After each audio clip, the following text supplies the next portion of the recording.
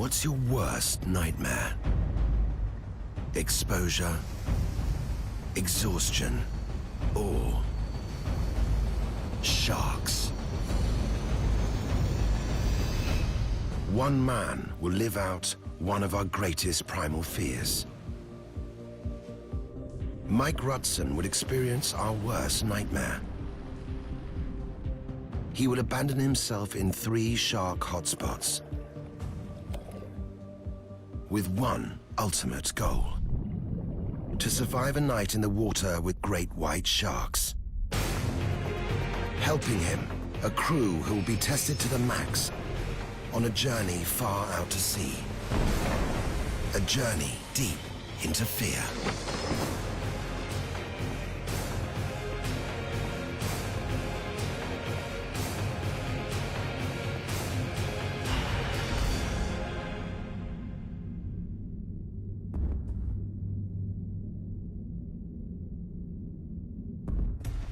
Майк Ратцен has designed an intricate language to communicate with sharks. He believes that sharks aren't mindless killing machines, but they have a sophisticated and subtle psychology. To prove his theory, Mike is prepared to undergo the ultimate test: to share the water day and night with the most feared of all sharks, the great white.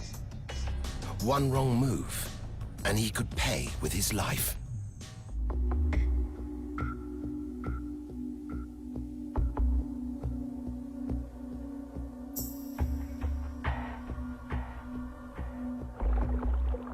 Sharks are highly adapted and skillful predators. What I'm trying to do is to raise the awareness for the people to understand the animals better. Is our terror out of proportion? What drives Mike's fatal attraction? His mission: to survive day and night in 3 shark hotspots. His final dive will be his most dangerous: a long night dive with the world's most feared shark, the great white. First, he's chosen a remote coral atoll, Basasta, India, off the coast of Mozambique. This underwater volcano is only exposed for 10 hours a day. It is home to a high concentration and range of shark species.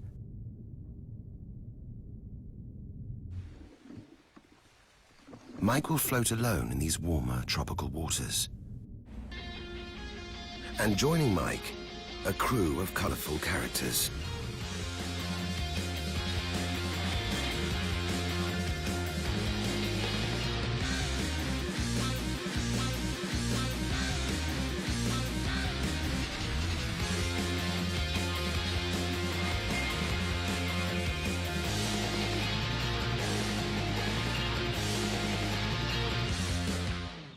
Mike's greatest challenge is public opinion.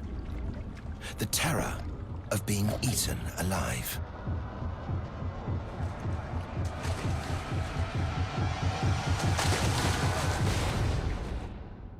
This primal fear drives people's deadly disdain for sharks. Kill them before they kill us. 100 million every year. Many for just their fins. This overkill is what fuels Mike's dangerous obsession. If they're not going to attack me, maybe I can teach a few people that they are not mindless killing machines and actually very intelligent animals.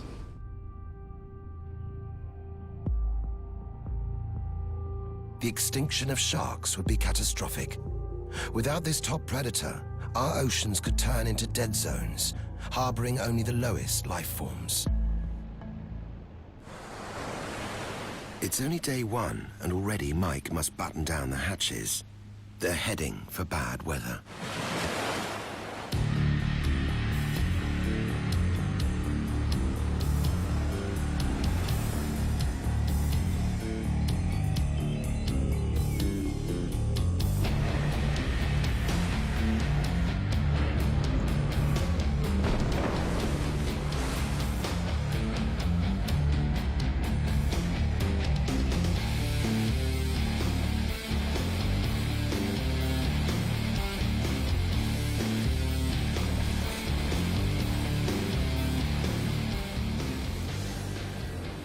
come from the bush.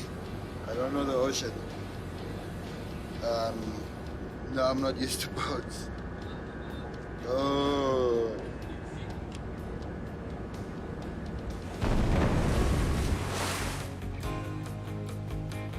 At last, Bassus is on the horizon. Mike races off to find a safe anchorage. There could be undersea reefs or rocks that could rip apart the ship's bowels, dumping the crew in shark-infested waters. Mike leads them in. And there's the atoll, 10 kilometers across, only visible at low tide. Bassus to India is an atoll, the coral peak of an extinct undersea volcano. This atoll has a dark past. It's a mariner's graveyard. At high tide, it's invisible until a ship runs aground. The captain's worried about getting too close to the atoll's deadly rocks, but the boat's too far out. And with nothing but an abyssal 3-kilometer drop beneath them, there's nowhere to attach the anchor. The attempt fails, and strong currents pull them towards the atoll. They need to secure a mooring rope, fast. So Mike performs an emergency dive to fix a new anchor onto the reef. I'm a bit worried about Mike. I'm sure he's running through some heavy deco time at the moment. Mike is struggling against the current. And to make things worse, he's losing air from a faulty regulator. He's forced to surface too quickly. Mike is now at risk of decompression sickness. If he has decompression sickness, the closest chamber is 800 miles away. There's no help that's close by, and the whole event will pretty much be down the drain. Decompression sickness occurs when divers surface too fast. The nitrogen gases in the bloodstream pop like champagne bubbles. The effects: pain, paralysis, death. Joe, the producer, knows Mike's life is in his hands. And with no recompression chamber, there's only one solution. Mike must dive back underwater, forcing any deadly nitrogen bubbles to become safely reabsorbed into his bloodstream. Mike is breathing pure oxygen and is monitored by Navy-trained cameraman, Bob. Mike, just checking if you can hear me, over. I can hear you. Can you just tell us what depth are you at? We have about 12 meters. Okay, if you could stay there. Thank you. Some plain rock here. He must stay down at least 30 minutes.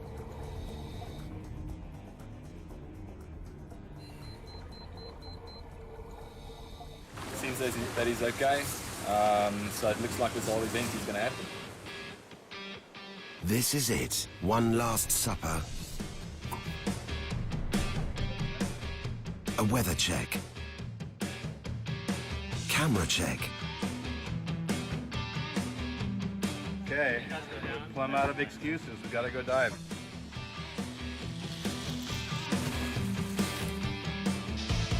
Everything's ready, even the sharks. Final check, a medical. It's a thumbs up. As Mike prepares for his first dive, he must get into the shark's mind. He takes his life into his own hands and readies to dive overboard, straight into shark-filled waters. Mike will spend all day and all night in the water with sharks he's never seen before.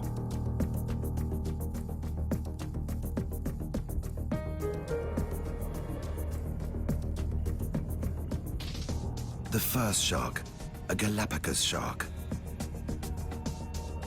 It hunts in packs. There must be more on the way.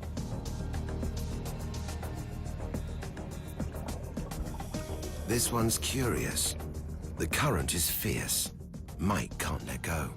Like shark bait on a hook, he can only wait for the shark's next move. Up above, the team are running into stormy weather. This wasn't forecast.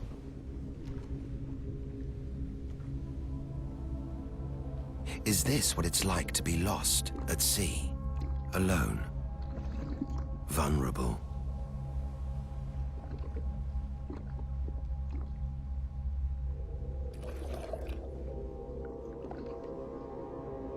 But this is just the beginning of Mike's journey through our fears.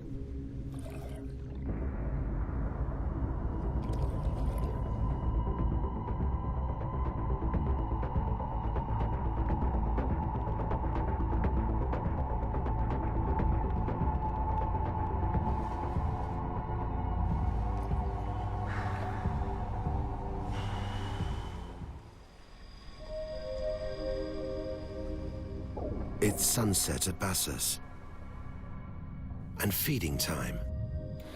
Weather's calming down. Sharks are coming.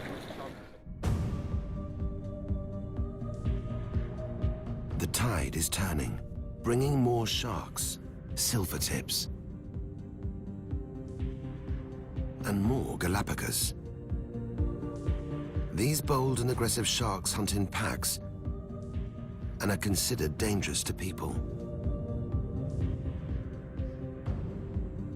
Mike sees they're moving faster. They have him surrounded. He must not panic. An elevated heartbeat can be sensed by the shark's sensitive lateral line system. Sharks we had that were very cautious in the daytime, they're getting more bold and they're coming in. The one's coming in right about 15 centimeters off my head, just checking me out. So it's as if the whole reef goes into a hunting mode. I'm tired, but so far so good. Mike's first shark night has begun. He's about to encounter an alien world where sharks' superior night vision make them an even deadlier threat.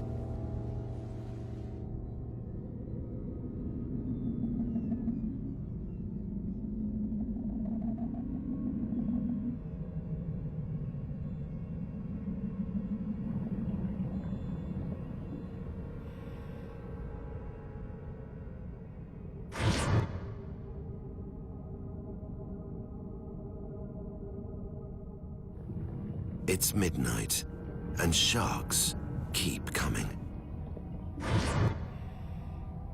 Mike's eyes have to be everywhere at once, but his mastery seems to be working.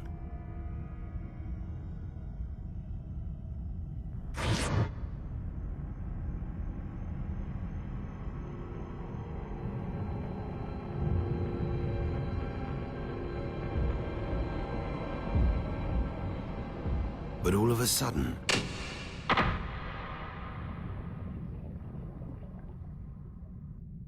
what's wrong with the generator?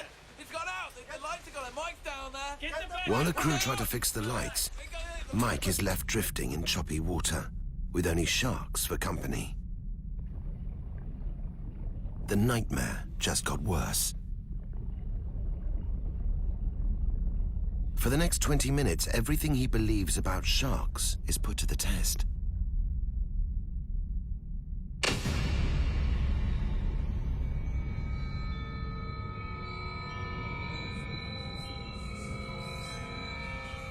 The lights reveal what surrounded Mike in the dark.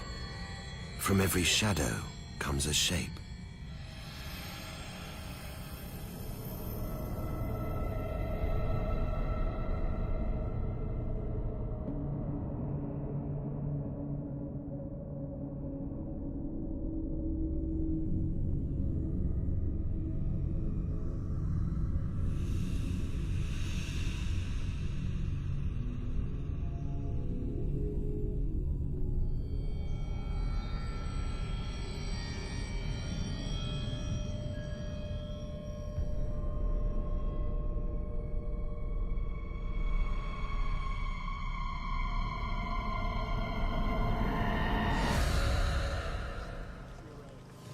Mike's been diving for 17 hours. He's beginning to show strain.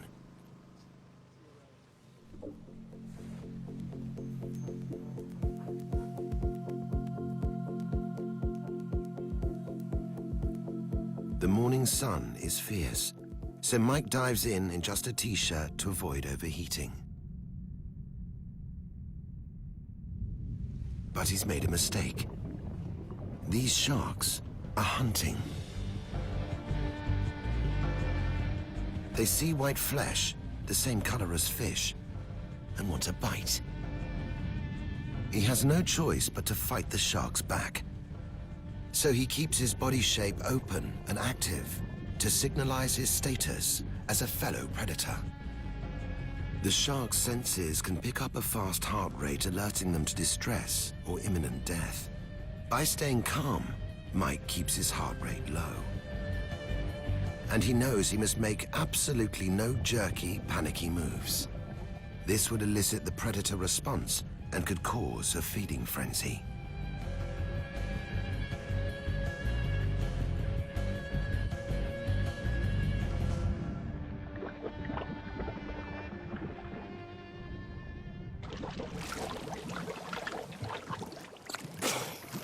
I took my wetsuit off, it's too hot.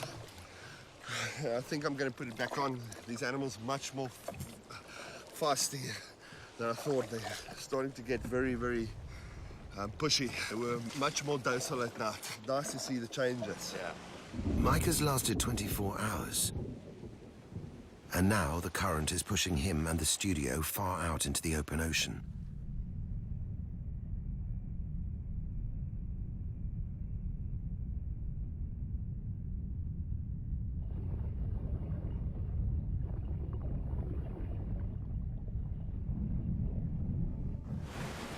The ocean swell is so rough, the studio platform is cracking under the strain.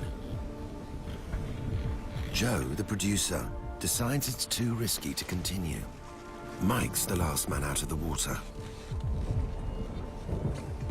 After more than 30 hours diving with sharks, Mike is shattered.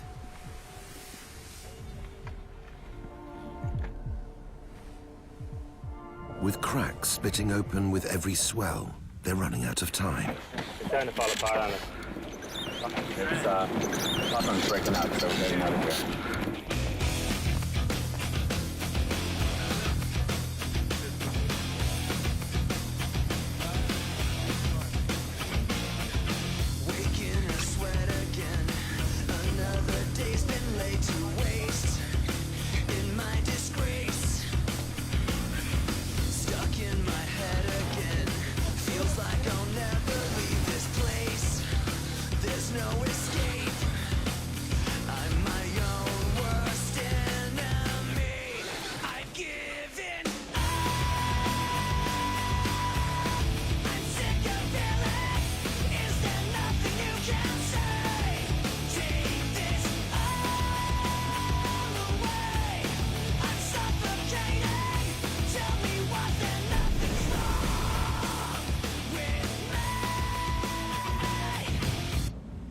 Mike's first dive is over, and he's still alive to tell the tale.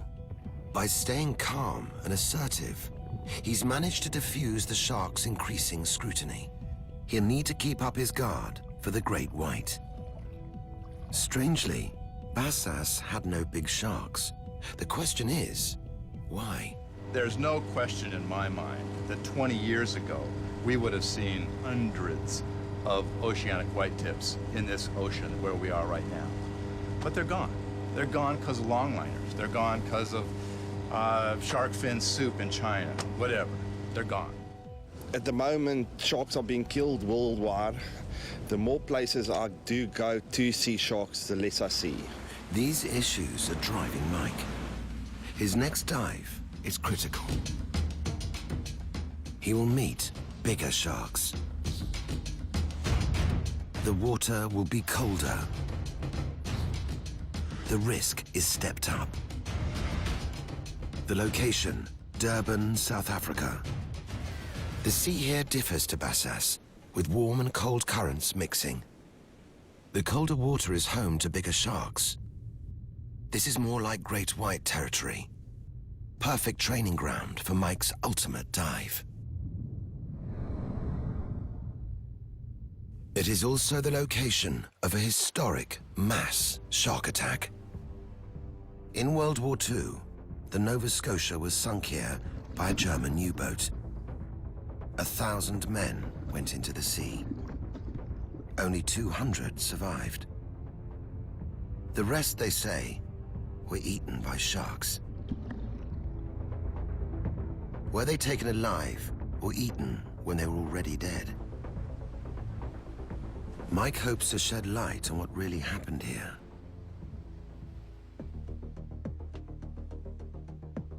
The dive starts at dawn.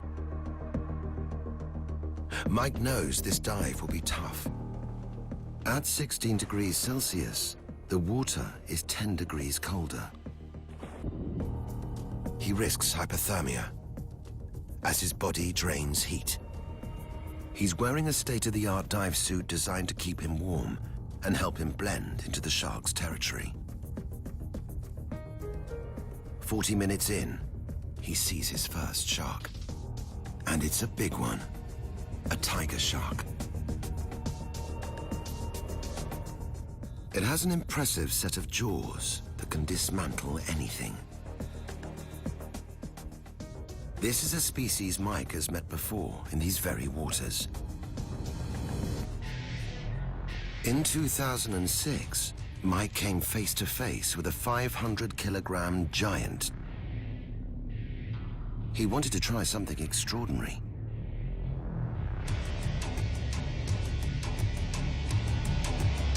He massaged the shark's sensitive snout to create a sleep-like state called tonic immobility. The massive predator became putty in his hands, dropping 20 feet to the ocean floor. This tiger shark doesn't stick around. Another shark's moving in, a black tip. But how does one small shark drive off a tiger?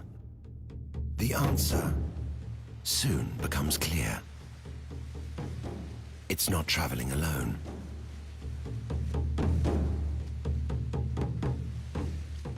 There's a whole gang of them.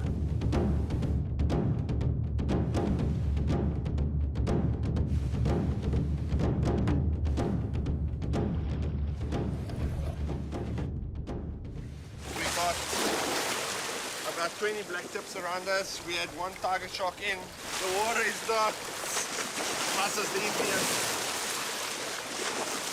I'm getting tired, fighting his currents and stuff. And I'm getting cold.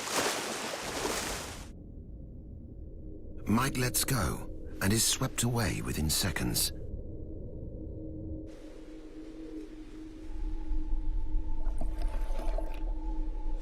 This is how the doomed passengers of the Nova Scotia must have felt.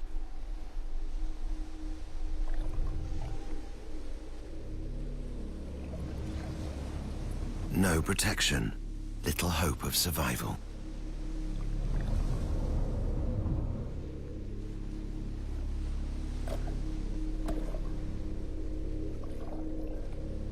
After 8 hours, Mike is taking a beating from the never-ending waves.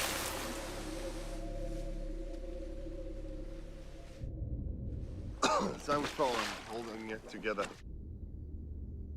Is he any closer to understanding what killed the men of the Nova Scotia?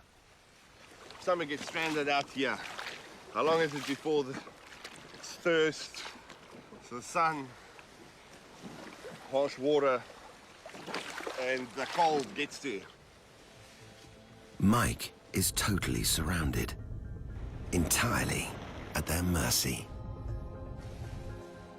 Still, no attack. Mike feels confident and decides to go further. He wants to show that sharks know the difference between human flesh and shark food. He asks the crew to throw in some fish. The reaction is immediate.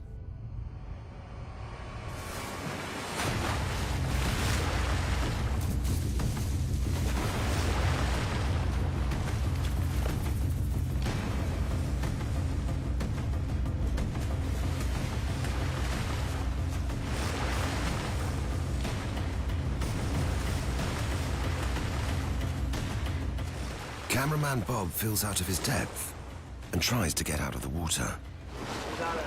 Okay, that's good enough for me. Mike sticks it out. Yeah, no, they know what I am already, and they know what sardines are. Sardines are food. Well, they're going to leave me alone. So Mike's courage was rewarded. 10 hours into the dive, Mike drifts over a very special shark site. It's 20 meters down. This is a ragged-toothed shark. Some sharks seek out caves to shelter from strong currents.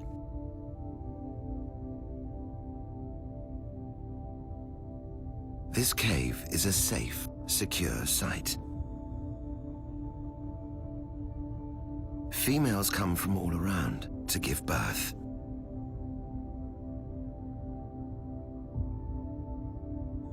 Mike could stay here all day, but nightfall is approaching. Mike's taking a beating from the frigid water. His new suit has failed him. The other suit I had on is not as hot as I thought. This suit is warmer. It's an open cell suit. It sticks to my skin. The sharks seem to be waiting.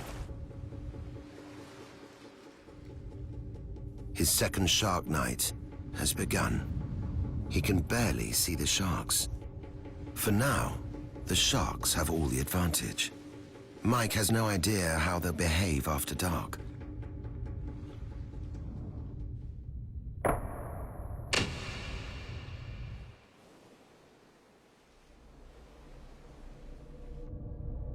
The lights reveal something happening in the sea.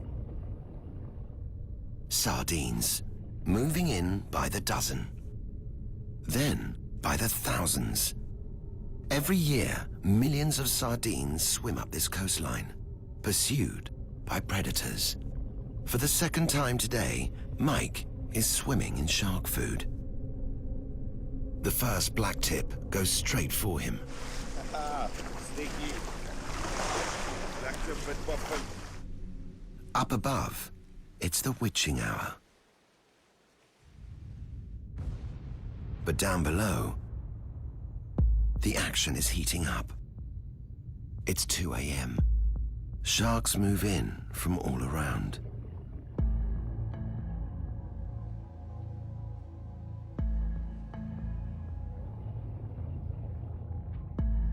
The sharks seem anxious and begin snapping at Mike.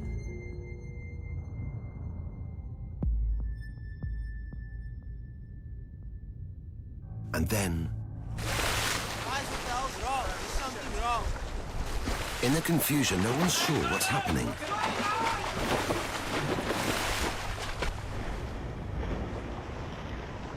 A shark's bitten the lighting cable. It's now entangled. Mike tries to help. But the shark is panicking. It's being electrocuted. One bite could lacerate Mike.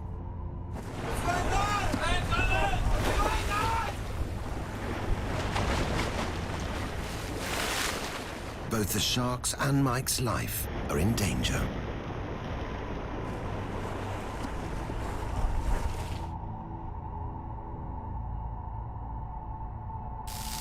Mike stays with it, taking a powerful electric shock himself.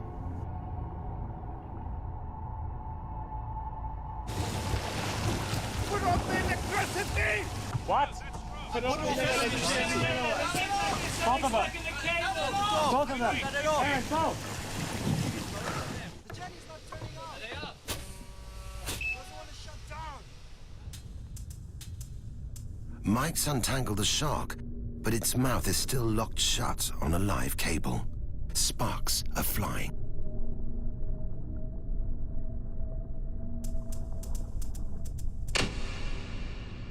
The power's off at last. But now Mike must work in the dark to remove the cable from the shark's mouth.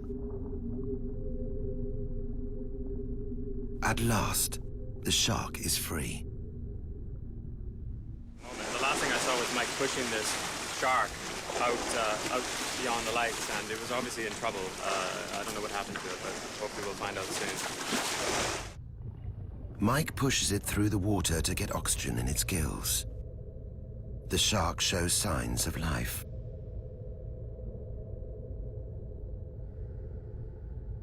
And then swims off. Mike follows.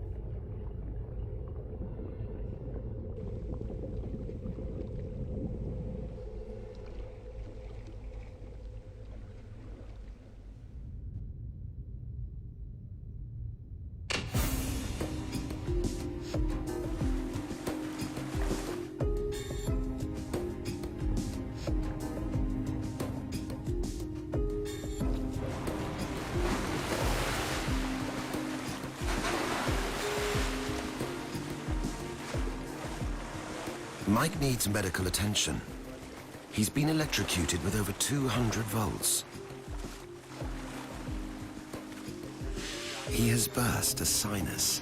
I swam the shark down. The shark came alive again. At least the shark lives. 129. They didn't even hurt you that way, you know. Now it's Mike's turn to be revived. 19 hours into the event, he may not last much more. His pulse is still racing. His core temperature is dropping. I can feel how my head's actually starting to freeze. He's down, but he's not defeated. We want to get to dawn. Down in the gear room, the crew are working fast. They just got the message. Mike is refusing to quit the dive. It's 3 a.m. Still 3 hours till dawn.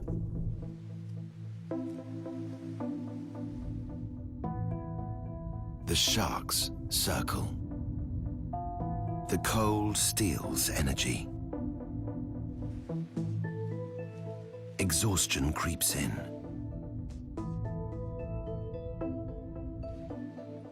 Is Mike reliving the Nova Scotia passengers' desperate struggle for survival?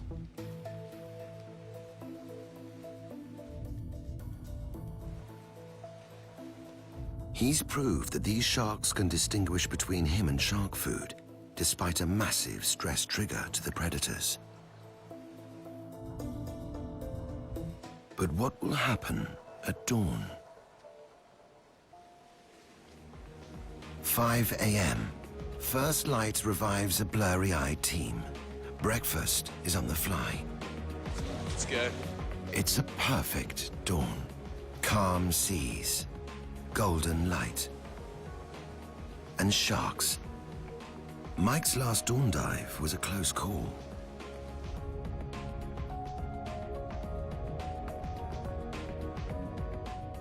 This time, there are even more sharks. But their behavior is calmer.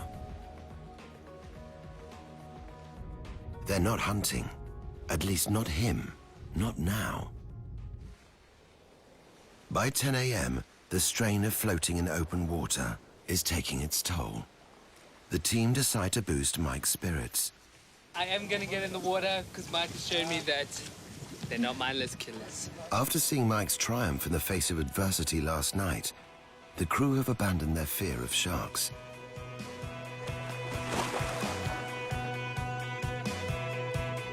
One by one, Mike's team buries their fear.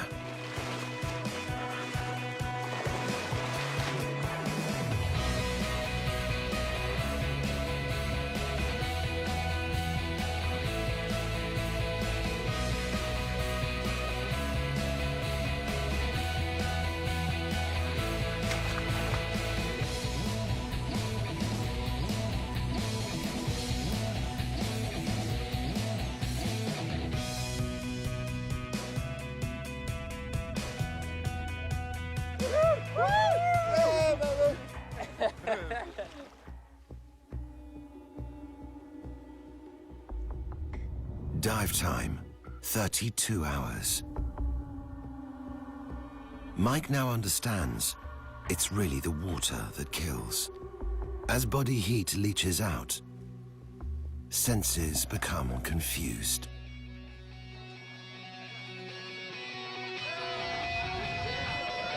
Yeah, here we go for the 100th time. Hand grenade pins in every line. Throw them up and let something shine. Going at them up in mind. Filthy mouth, no excuse. Find a new place to hang this noose. String me up from atop these roofs. Ride it tight so I won't get loose. Truth is you can stop and stare. Run myself out and no one cares. Dug the trench out, lay down there with a shovel up out of reach somewhere. Yeah, someone pour it in. Make it a dirt dance floor again. Say your prayers and stop it out when they bring that chorus in. I bleed it out, digging deeper just to throw it away. I bleed it out, digging deeper just to throw it away. I bleed it out, digging deeper just to throw it away. Just to throw it away, just to throw it away. I bleed it out.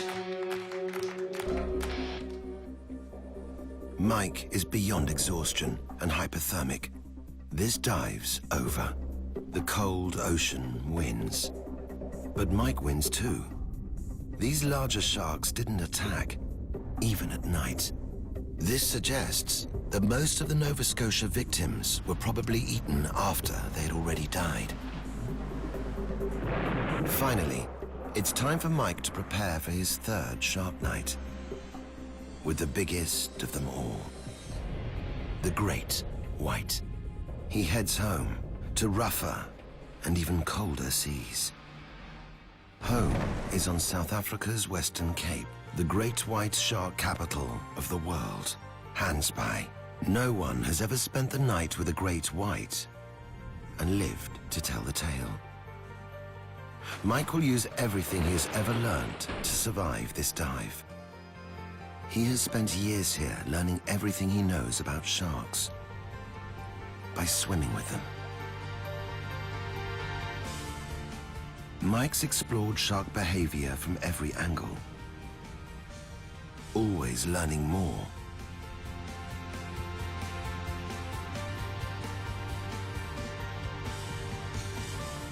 Always getting closer. Always wanting to prove that sharks aren't as dangerous as we believe.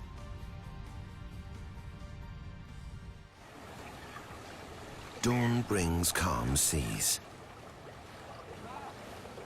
A good day to dive.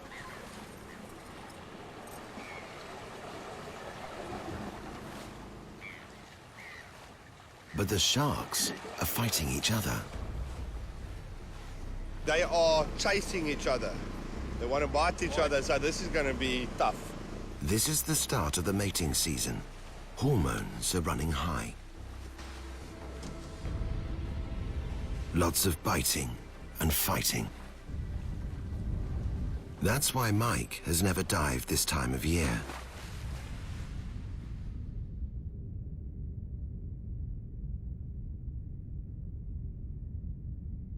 We don't really know what's going on down there, but it's just a huge shark.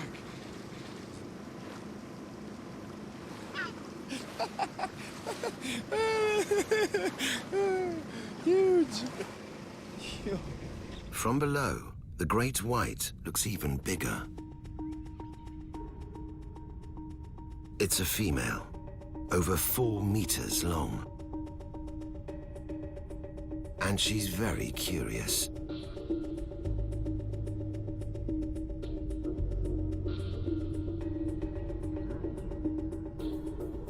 Mike stays in a low position to avoid a typical shark attack from the seabed. But soon, another shark appears. A larger male. So big, he blocks out the sun.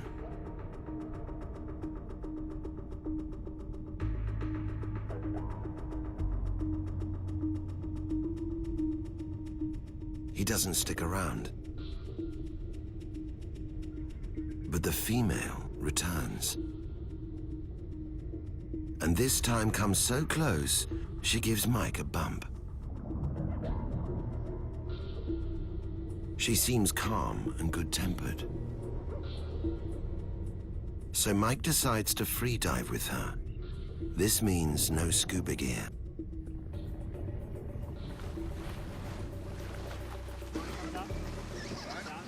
You can see why the animals would choose to hunt this time. The light's extremely flat. They become the same color. They just disappear. They're interacting with us in a much more placid manner than with the other sharks. The next swim will be at the surface, but Joe is worried for Mike's safety. The surface is where great whites hunt seals. Mike has a plan to communicate with the great white using body language.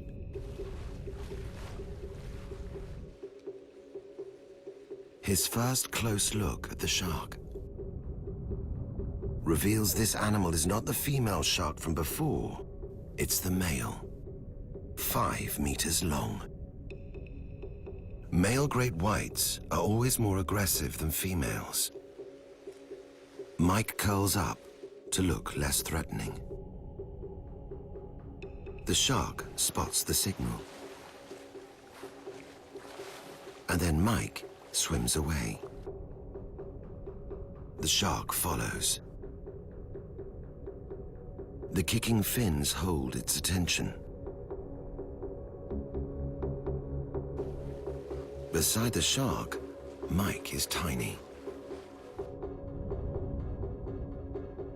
It descends to the seabed.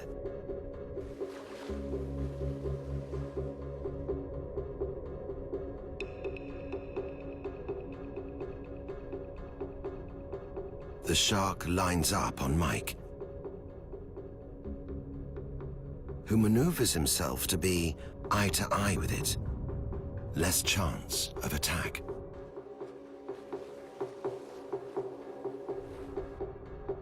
It returns and bares its teeth. A threat display. It gapes twice more. The shark is signaling a potential attack. Mike needs to diffuse the tension and tries to give the shark some space. But the shark uses its body to dominate Mike again and again.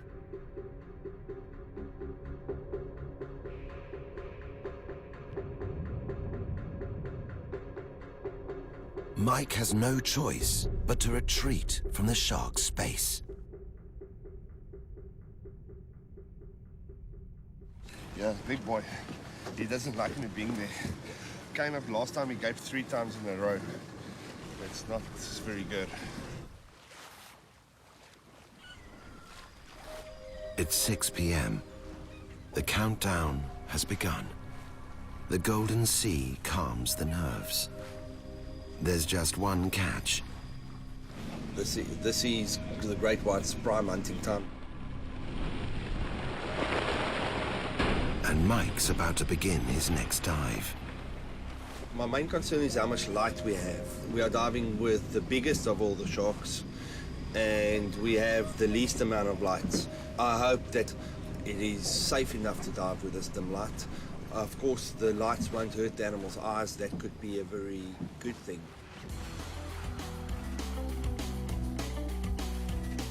We haven't dived with the white sharks at this time of the day yet. It's never been done before, so that should be good fun.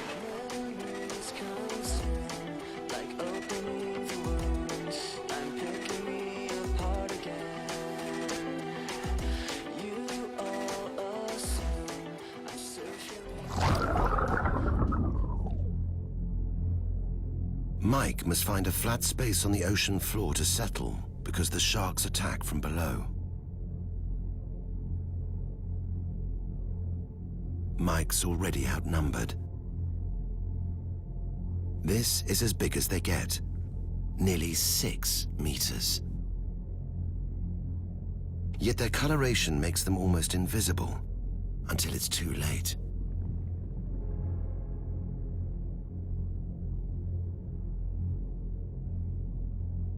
In the gloom, Mike has a great white experience like never before. He's surrounded by dark shadows. Mike's air lasts an hour. Then he will have to surface.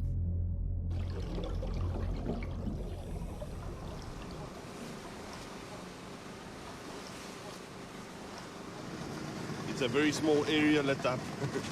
It's very eerie being there. You can't see and you know what's there. That's going to be interesting. It's getting interesting already. The big female shark from this morning is here. That's the big one again. See, it's coming closer. Check that. There's a couple of sharks circling the chum drum at the moment, so the boys have decided to dive. This is it. Mike's ultimate test. He needs to use every trick he's learned for this great white shark night.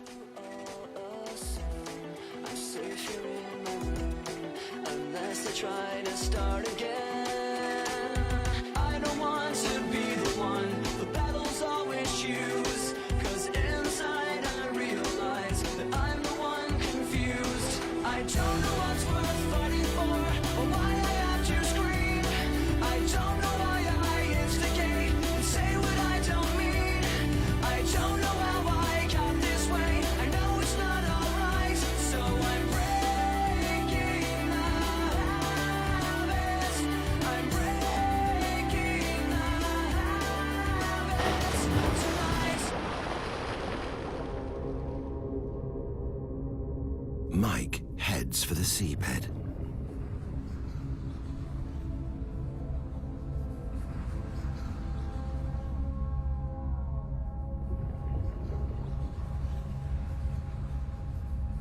He can only see a few meters.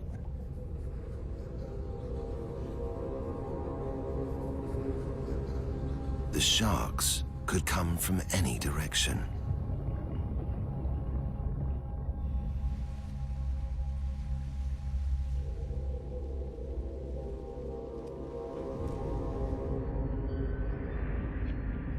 And there it is.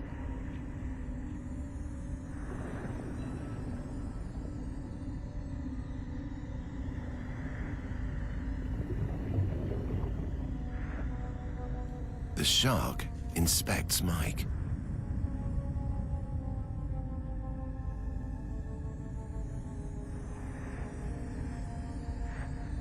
A Cape fur seal turns on the sharks.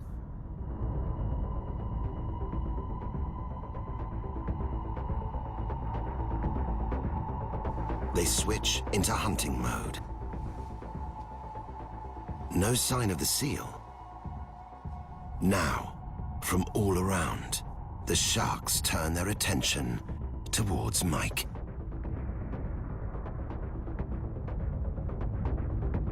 Checking him out.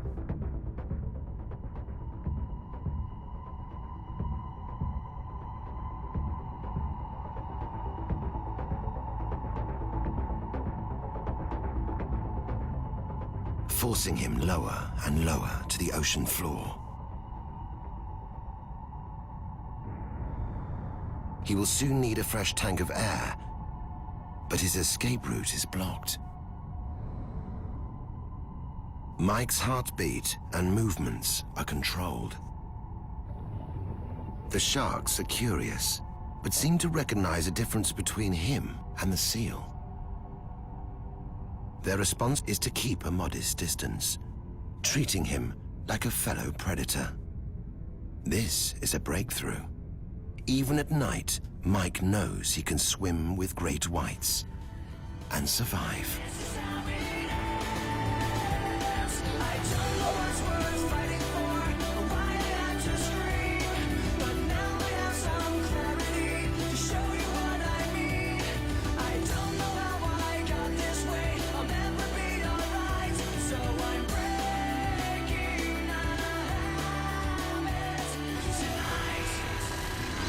It's incredible. Yeah, they just come out of nowhere. The one came up here, spooked for something, went straight down, almost hit me straight into the bottom. It's like the World War II fighter pilots. They just... See, it's on the edge of your birds, like a white line going, and next moment, wow. The best dive I've had in my life for sure. There's no words to describe it.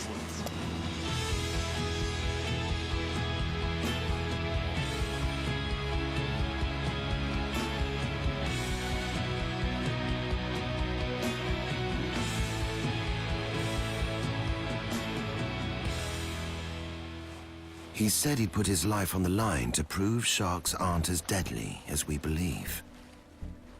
He lived to see the dawn. He saw sharks as they really are, as top predators who maintain the ocean's delicate balance. He journeyed through our fears and battled through trials and adversity to prove one thing. The fin on the surface should be respected and can be understood. He showed us Shark Night can be a wonder. If you tell somebody that you're going to dive with great white sharks at night, the immediate thought is that you're totally crazy. We have achieved that, and we have learned that definitely, to my opinion, the animals are hunting at night. And still, although they are hunting, we are not part of their food source. Sharks are dangerous animals. But Mike has shown us how we can learn to lessen the chance of being attacked. When we understand sharks' behavior, they become less frightening. We set out to discover something small, but I think we discovered something big.